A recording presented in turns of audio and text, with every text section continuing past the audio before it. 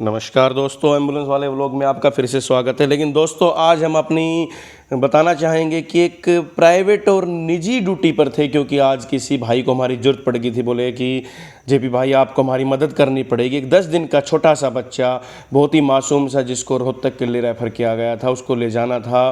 तो हम अपनी एम्बुलेंस लेके देखो चल पड़े दोस्तों। और हम चल पड़े दोस्तों नारनौल की तरफ। ये पूरा हाईवे जा रहा है आपका, रेवाड़ी से नारनौल वाला हाईवे आपको दिखाई दे रहा होगा। हमारी गाड़ी इस पर चल पड़ी है दोस्तों। कभी कभी मुझे अपनी निजी ज़िंदगी में भी कुछ समय निकालना पड़ता है समाज सेवा के लिए। दोस्तों हम अब पहुंच चुके हैं नारनौल के रेनबो हॉस्पिटल में। यहाँ पर एक 10 दिन का बच्चा था जिसे लेकर एक जाना था रोहतक के लिए।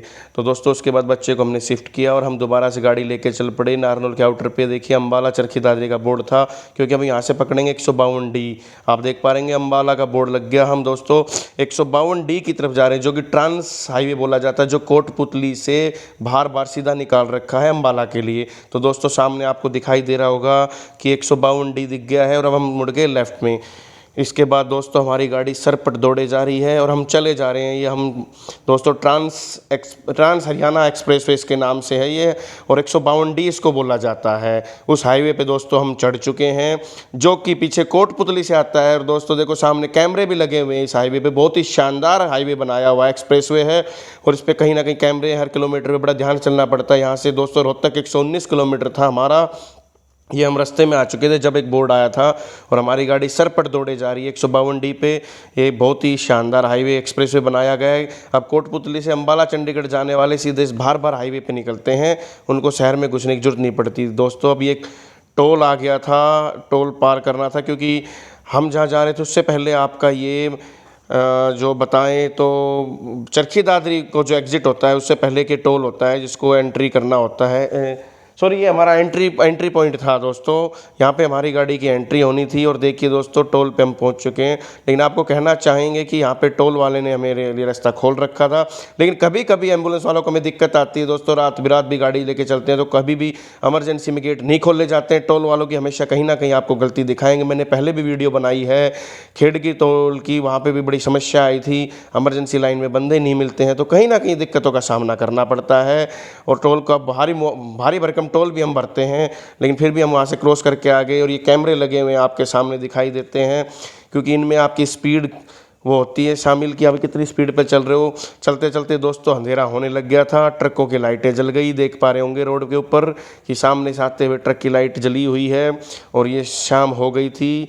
हम लेकिन उस बच्चे को लेके चले जा रहे हैं। इस ट्रक ने भी अपनी पीछे की बैक लाइट को जला रखा था, बहुत ही अच्छी बात है। लेकिन इसकी दोनों रेड वाली लाल ब्रेक लाइट नहीं जली थी, जो कि गलत है। वो भी इसको जलानी चाहिए ताकि चलते हुए वाहनों को दिखाई दे, हादसे ना हो। और हम देखो ट्रकों को पीछे छोड़ते हुए स्पीड मेंटेन करते हुए सावधानी पूर्वक अपनी एम्बुलेंस को भगाए ले जा रहे हैं, ताकि ये 10 दिन का बच्चा सावधानी से पहुंच जाए। और दोस्तों ये आ गया हमारा भिवानी का कट। हम भिवानी कलानौर उतरेंगे, उसके बाद हमें रोहतक जाना था दोस्तों।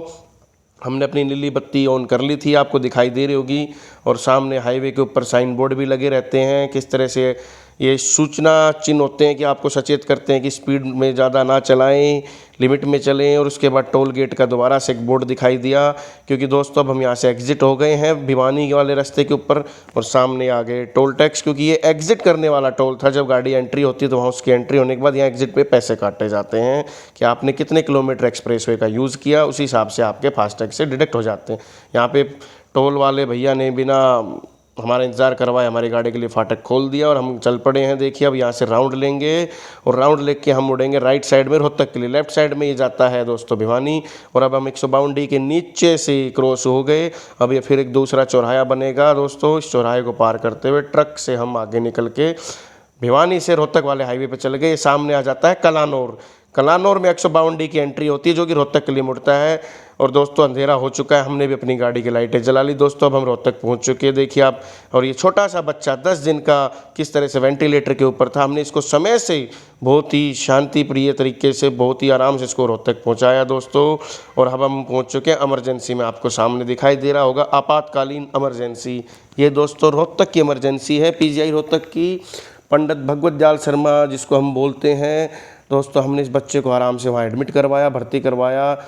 इसको बोलते हैं पंडित भगवत दयाल शर्मा PGIMS रोहतक।